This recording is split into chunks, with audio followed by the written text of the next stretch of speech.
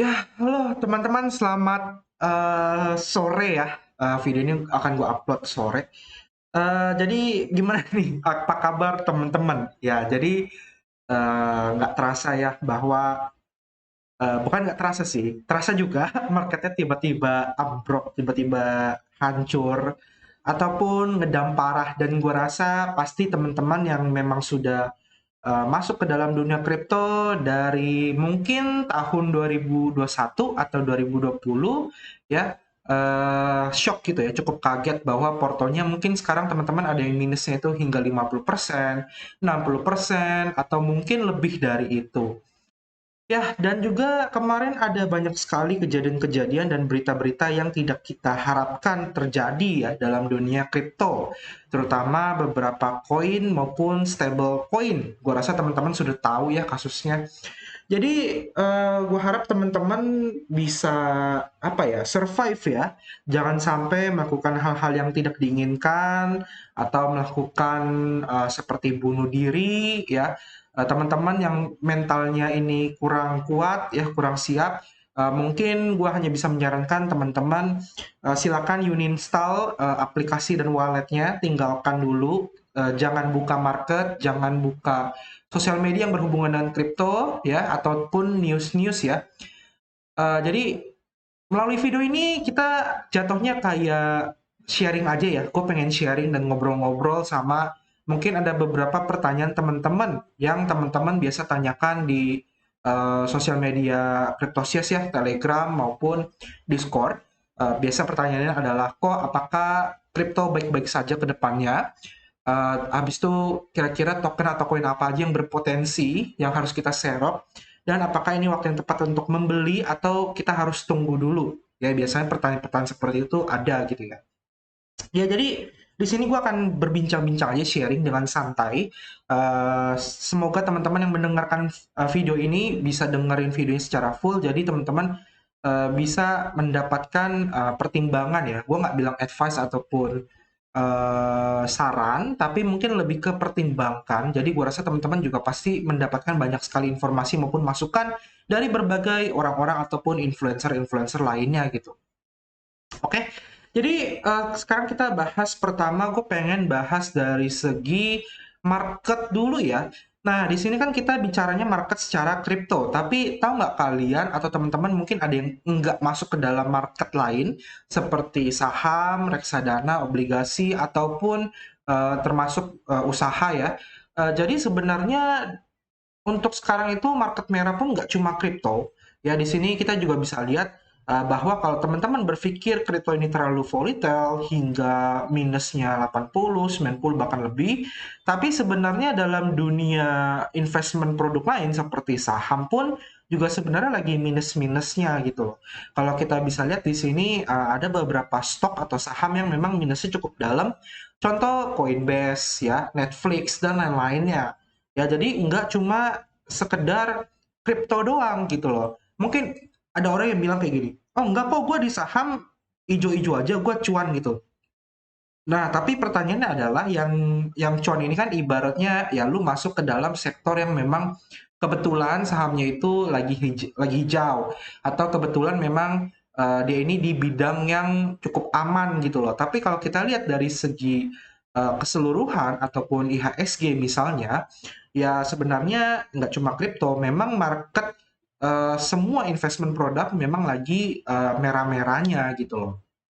Ya, jadi ya nggak ada jaminan bahwa ya kripto lagi hancur ya. Kita nggak bisa lihat seperti itu. Jadi yang pengen gue sampaikan di sini adalah kita nggak bisa cuma melihat dari satu sisi, tapi kita harus melihat dari seluruh ya keseluruhan sisinya seperti itu.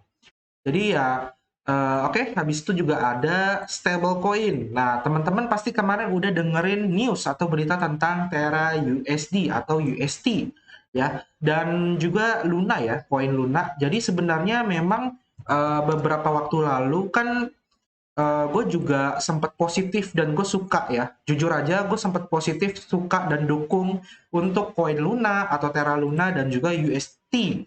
Bahkan gue jujur tanpa sadar pun juga kadang gue rekomendasiin ini ke teman-teman gitu loh di Cryptosias. Tapi ya baik lagi, seperti biasa gue bilang, walaupun gue suka juga ya kita nggak boleh fanatik, kita nggak boleh gila-gilaan mendukung suatu project gitu loh. Kita harus pungkiri bahwa ya Luna sekarang lagi hancur, lagi turun dari yang awalnya ATH-nya $119 mungkin hingga sekarang 0,1 sekarang. Kalian bayangkan penurunannya berapa persen, luar biasa sekali gitu kan. Hal ini kenapa terjadi? Hal ini terjadi karena UST, stablecoin dari Terra Luna, mengalami unpeg. Ya, apa itu unpeg? Unpeg itu adalah lepas dari peggingnya. Apa itu pegging? Pegging itu adalah diusahakan 1:1 dengan aset yang ditentukan. Contoh, UST ini diusahakan 1:1 dengan $1 gitu loh. Jadi ya 1 USD sama dengan 1 UST. Berlaku juga dengan Binance USD, USDC, USDT, itu kan dia pegging kan. Pegging 1:1 dengan USD atau dolar fiat. Seperti itu. Nah, apa yang terjadi dengan UST? Kenapa dia bisa turun di bawah fiatnya? Sebenarnya ini kalau teman-teman ngikutin dari kemarin, gue rasa teman-teman udah tahu, tapi gue akan coba jelasin sedikit aja buat teman-teman yang masih bingung kenapa dia bisa lepas dari unpack-nya gitu loh, dari dolar USD-nya. Yang terjadi adalah seperti teman-teman nonton video gue sebelumnya tentang Anchor Protocol, di mana kita bisa melakukan deposit USD atau dolar mendapatkan USD juga gitu loh. Dengan bunga mencapai hingga 20%. Itu termasuk sangat besar ya dibandingkan bank-bank. Nah, dalam kasus USD ini ada segelintir orang yang memiliki USD dalam jumlah besar. Mereka ini tarik dari Anchor, dari deposit mereka udah selesai. Mereka langsung all in ngejual USD-nya menjadi USDT maupun Binance USD untuk dijadikan fiat. Seperti itu. Nah, itu yang menyebabkan si USD ini sempat lepas unpack hingga 0,9 sekian. Nah, ketika dia lepas unpack tersebut, market panik gitu loh.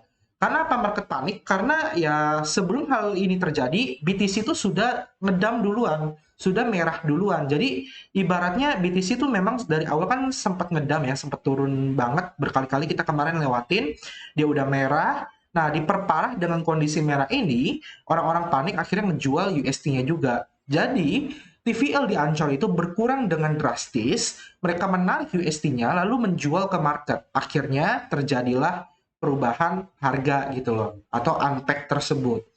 Nah, tentu saja dengan berkurangnya orang yang ingin membeli USD atau peminatnya, ataupun USD ini beredar di market itu jauh lebih banyak, akhirnya Terra pun juga terganggu harganya. Maka harganya pun juga turun. Kenapa turun? Karena sirkulasi supply dia bertambah. Jadi memang mekanisme terakhirnya, ya terupdate-nya adalah jika USD di market bertambah, ya maka Terra Luna ini akan bertambah juga, gitu loh. Kalau si USD-nya nggak ada permintaan, oke?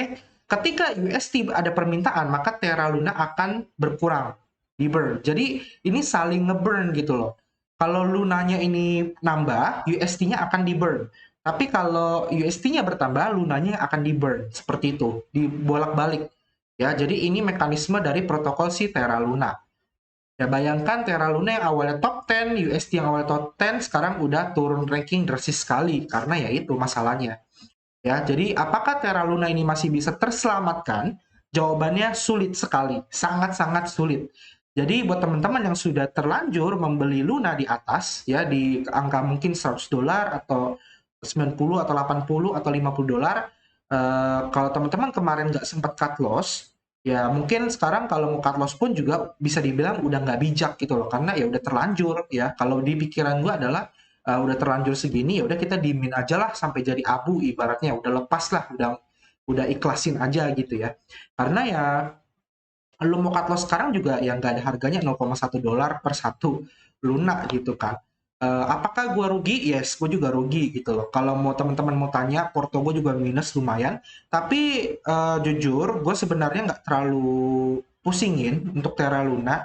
Kenapa? Karena ya gue selalu bilang dari awal bahwa diversifikasi aset itu sangat penting. Jadi gue memang nggak all in di Terra Luna gitu loh. Aset gue itu terbagi ke berbagai aset-aset lainnya. Sehingga ya walaupun aset lainnya turun, mereka nggak sama seperti Terra Luna untuk penurunannya. Seperti itu. Jadi ya baik lagi nih pelajaran juga buat kita bahwa diversifikasi aset juga penting, ya kita juga harus siap dengan segala konsekuensi bahwa top 10 pun belum tentu pasti aman, ya. Ingat ya, bedanya pasti aman sama resiko lebih kecil itu berbeda. Kalau kita membandingin Terra Luna dengan berbagai koin micin, ya tentu saja bisa dibilang Terra Luna resikonya lebih kecil gitu loh. Cuma ya tetap tetap aja ada namanya resiko di sana kan, bener nggak? Ya misalnya kalian ikut masuk ke dalam project micin, ada 1000 project micin kalian masuk, ya anggaplah dibandingkan dengan satu koin Terra Luna, resikonya buat rug pull lebih tinggi mana sih? Nah kurang lebih itu, resiko rate-nya, bukan pasti ya. Jadi teman-teman perlu ingat perbedaannya ya untuk resiko gitu. Jadi ya bisa dibilang top 10 ya mungkin resikonya jauh lebih kecil dibandingkan kita masuk ke project-project baru seperti itu. Nah, habis itu apalagi yang terdampak? Sebenarnya terdampak itu nggak cuma Terra Luna.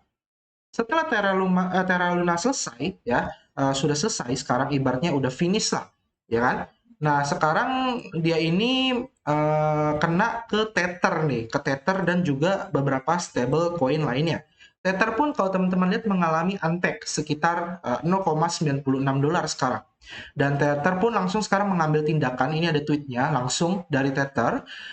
In a few minutes, dalam beberapa menit, Tether akan koordinasi dengan third party untuk melakukan performing chain swap, mengconvert Tron 3RC20 menjadi Ethereum ERC20.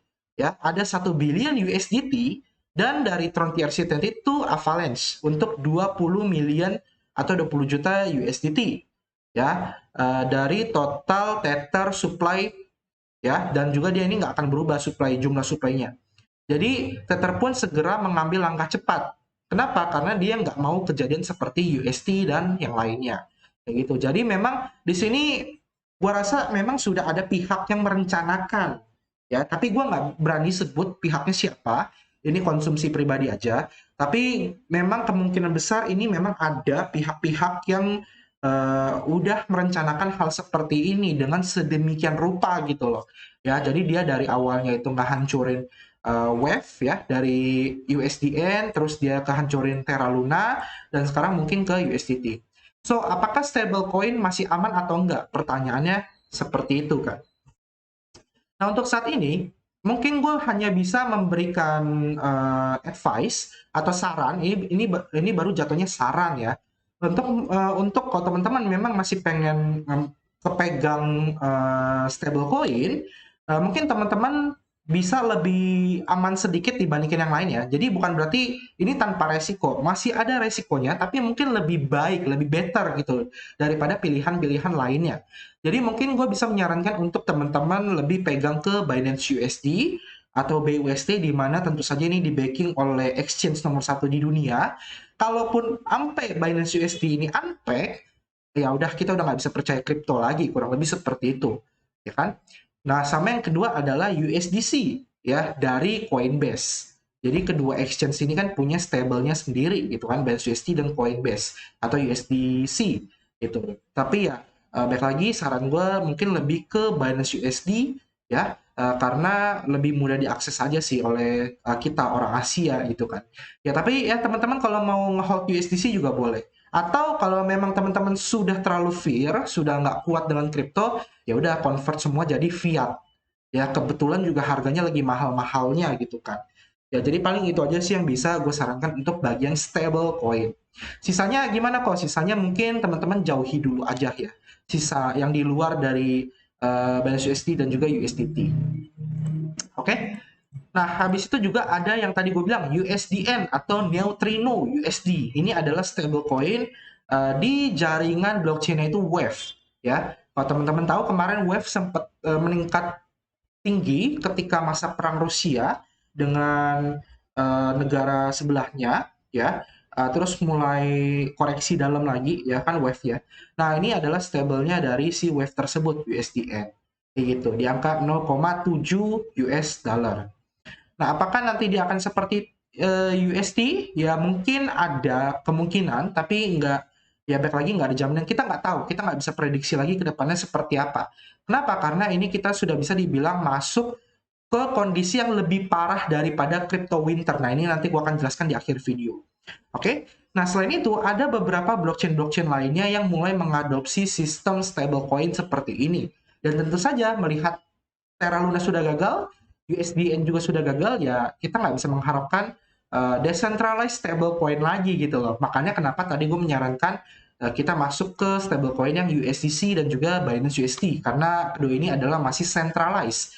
Jadi walaupun pengennya decentralized, transparan, tapi ya dari segi keamanan yang nggak bisa kita pungkiri, kita nggak bisa bohong juga, ya kita nggak bisa mengelak bahwa centralized masih dibutuhkan dalam dunia kripto.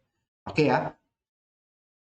Lalu next, nah ini untuk Binance USD-nya. Jadi memang di sini CZ pun dari CEO Binance maupun pihak tim Binance-nya juga sudah memberikan info bahwa stablecoin Binance USD mereka ini memang di-backup dengan fiat asli. Jadi satu USD yang mereka punya fiatnya baru mereka cetak satu BUSD. Kalau mereka punya 1 miliar USD, maka ya mereka akan mencetak 1 miliar Binance USD kayak gitu. Jadi memang ini akan resikonya lebih kecil daripada stable coin algorithm.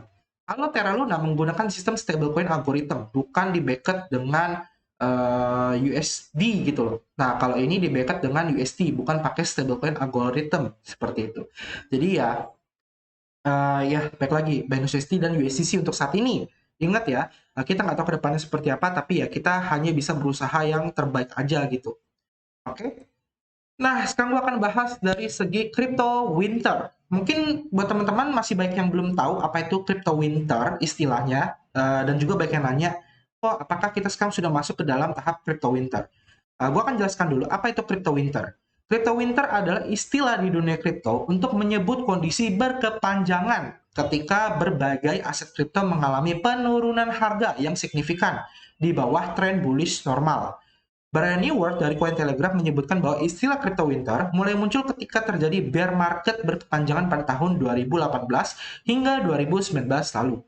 Co-founder dan mantan CEO Bursa Exchange BTCC, Bobby Lee, mengukuhkan bahwa selama masa crypto winter, nilai aset kripto seperti Bitcoin bisa turun hingga 80% sampai 90% dari harga puncak sebelumnya. Ingat ya, crypto winter, aset kripto seperti Bitcoin bisa turun hingga 80% sampai 90% dari harga pucuknya.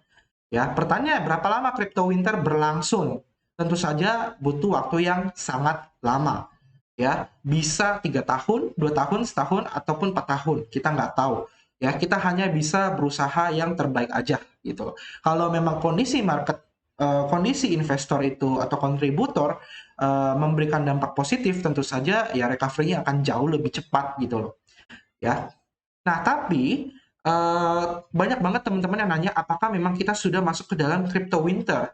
Dan prediksi gua atau hasil analisa gua, ingat ya, ini hasil analisa gue pribadi, jadi bisa salah, bisa benar. Ingat, bisa salah, bisa benar. Silakan cari informasi lebih banyak lagi di tempat-tempat lain.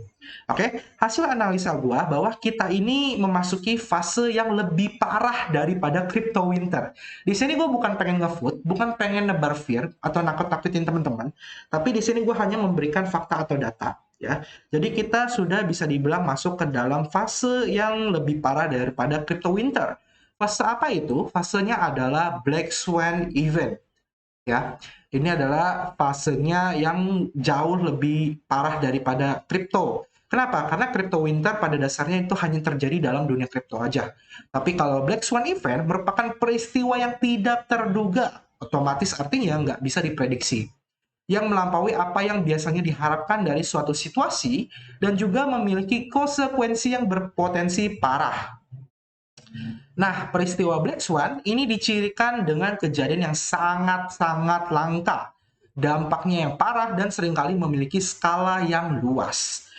Dari mana asal istilah Black Swan? Black Swan dipopulerkan oleh Nassim Nicholas Taleb yang merupakan seorang profesor keuangan, penulis, dan juga mantan trader Wall Street. Taleb menulis tentang teori dan gagasan Black Swan Event pada tahun 2007 dalam buku yang berjudul The Black Swan Event yang menjadi best-selling book pada saat itu. Taleb berpendapat bahwa peristiwa Black Swan tidak mungkin bisa diprediksi. Di garis bawahi ya, tidak mungkin bisa diprediksi karena kelangkaan kasusnya yang ekstrim. Gitu. Peristiwa Black Swan juga memiliki konsekuensi bencana, sehingga penting untuk selalu siaga untuk segala kemungkinan terjadinya. Bencana yang dimaksud ini adalah bencana keuangan. Jadi dalam segala institusi, dalam segala aspek ya yang berhubungan dengan keuangan, nggak cuma kripto, itu bisa terjadi bencana. Ya, dalam buku The Black Swan sendiri, Taleb mengungkapkan bahwa pandangan-pandangannya terkait probabilitas, pencarian pola, hingga lemahnya prediksi. Salah satu ungkapan populer dalam buku tersebut adalah cukup dengan munculnya seekor angsa hitam, maka anggapan umum selama ini tentang ketiadaan angsa hitam akan tidak berlaku lagi. Kayak gitu. Karena maksudnya apa? Maksudnya gini, kita kan tahu bahwa angsa itu semuanya warnanya putih, nggak ada yang warna hitam. Terus tiba-tiba muncul ada angsa baru warna hitam sebiji aja.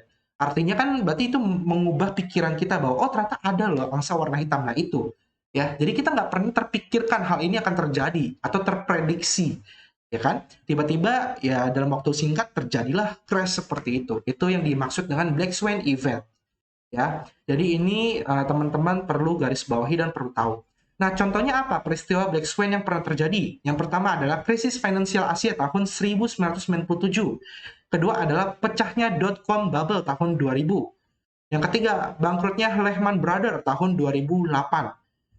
Terus referendum Brexit tahun 2016. Kasus Jiwasraya, wabah COVID, dan lain-lainnya. Itu adalah Black Swan event. Ya kayak COVID aja, kita nggak tahu tiba-tiba COVID ini merembet ke seluruh dunia dan banyak banget orang yang jadi pengangguran gitu. Oke? Ya, jadi itu salah satu hal yang memang tidak kita inginkan. Tapi nggak bisa kita pungkiri dan kita nggak bisa membohongi diri sendiri bahwa kemungkinan besar kita akan memasuki namanya Black Swan event dengan segala data-data yang ada ya. Jadi kurang lebih seperti itu. Nah, terus apa yang harus kita lakukan dalam dunia kripto ini gitu kan? Ya sekali lagi gue cuma bisa bilang bahwa history atau sejarah ya itu pasti akan terulang lagi di mana market kita bisa sebut sebagai zero sum game. Di mana zero sum game ini teman-teman diberikan dua pilihan, hanya ada dua. Yang pertama adalah teman-teman akan bertahan dalam dunia kripto ya, menunggu hingga dia suatu saat kembali lagi melewati siklus terparah ini ya, atau yang kedua teman-teman meninggalkan dunia kripto dan masuk ke dunia yang lainnya, entah itu buka usaha, saham ataupun itu pokoknya di luar kripto. Jadi itu pilihan buat teman-teman ya. Ini yang akan gue tanyakan ke teman-teman semua, silakan teman-teman berikan komentar. Teman-teman akan memilih bertahan atau teman-teman pengen meninggalkan dunia kripto. Itu ya, silakan tuliskan di bawah. Nah, lalu pertanyaan selanjutnya adalah, kok dengan market seperti ini, apakah waktu yang terbaik atau tepat untuk menyerok? Kira-kira token atau koin apa yang berpotensi cuan untuk kedepannya? Nah, mungkin di sini gue nggak bisa bilang berpotensi cuan dengan kondisi market seperti ini. Yang harus kita concern atau kita fokus adalah koin atau token apa yang bisa survive atau berjuang melewati market ini, sehingga ketika market kedepannya, yang fase selanjutnya, dia bisa memberikan performa yang baik gitu loh. Dia bisa dilirik oleh banyak investor. Itu. Jadi kita harus mencari yang bisa survive sekarang, bukan yang bisa potensi lagi, ya. Lalu apa aja yang bisa survive, ya? Yang bisa survive menurut gua pribadi, ingat ya, ini menurut gua pribadi adalah pertama Bitcoin tentu saja. Ya, pertama Bitcoin. Kedua, Ethereum. Ketiga, BNB, ya kan? Nah, untuk masalah koin, gua hanya bisa positif saat ini ketiga koin tersebut kalau untuk masalah survive. Di luar itu, ya kita masih ada risiko tidak survive. Ya, bukan pesimis ya, bukan pesimis, tapi ya kita nggak bisa pungkiri bahwa saat ini ya tiga itu untuk yang paling kuat untuk survive-nya, gitu. Ya, nah habis itu mungkin beberapa token-token exchange ya, token-token exchange seperti FTX ya, habis itu ada HT, ada BIT dan lain-lainnya, MX ya dan lain-lain. Kenapa token exchange menurut gue bisa bertahan? Karena nggak bisa kita pungkiri bahwa kita kalau pengen transaksi token atau koin dimanapun ataupun beli Bitcoin, BNB, dan ETH pasti kita butuh namanya checks. Ya, kita butuh namanya checks. Dan tentu saja checks ini akan terus ada gitu, akan terus dibutuhkan. Ya, otomatis token atau koinnya juga nantinya akan memiliki dampak ke checks tersebut. Karena pihak checks juga akan terus mengembangkan produknya mereka. untuk menjadi checks yang banyak digunakan atau terbaik. Itu yang kedua. Yang ketiga mungkin ya stable coin jatuhnya. Stable-nya apa ya? Kayak tadi gue bilang USDC dan juga Binance USD. Oke, dan sisanya beberapa protokol-protokol koin lainnya yang memang sudah memiliki atau memiliki fungsi yang udah berjalan ya, yang pasti kepake. Contohnya kayak Oracle yang which is Link ya dan lain-lain gitu. Ataupun beberapa protokol-protokol pendukung atau penunjang lainnya. Oke, ya jadi paling hanya itu aja yang bisa gue sampaikan sih kalau untuk masalah rekomen atau pertanyaan kalian yang menyangkut sebaiknya kita fokus ke token atau koin apa gitu kan. Habis itu apakah ini waktu yang tepat untuk serok menyerok? Jawabannya adalah belum. Kalau saat video ini dibuat, tapi mungkin ya nanti malam ataupun besok kalau memang dia udah kelihatan ada waktu timing yang tepat untuk saatnya membeli, ya itu akan terjadi pembelian di situ. Ya jadi saat video ini dibuat, gue bilang belum nih. Tapi kalau ntar malam tiba-tiba ada pembalikan atau terlihat mulai waktunya untuk akumulasi ya kita nggak tahu gitu. Tapi yang jelas teman-teman ya kalau memang teman-teman udah ada uang dingin, ingat ya uang dingin jangan pakai uang pinjaman, pinjol, uang yang kebutuhan gitu ya. Pastikan pakai uang dingin yang teman-teman bisa ikhlaskan kalau terjadi apa-apa ibaratnya. Karena ya bukannya menakut-nakuti tapi ya segala kemungkinan pasti ada, bener nggak? Jadi ya kita siapin teman-teman bisa nantinya melakukan akumulasi atau dollar cost averaging terhadap beberapa koin atau token yang sudah tadi gue sebutkan. Ya, paling itu aja yang bisa gue sampaikan untuk dari segi serok-serokan. Ya, habis itu yang terakhir, gue akan cerita sedikit. Jadi sebenarnya dunia kripto ini tuh sebenarnya kan masih luas banget ya, dan masih akan banyak sekali project-project baru bermunculan setiap harinya. Walaupun market lagi crash seperti ini.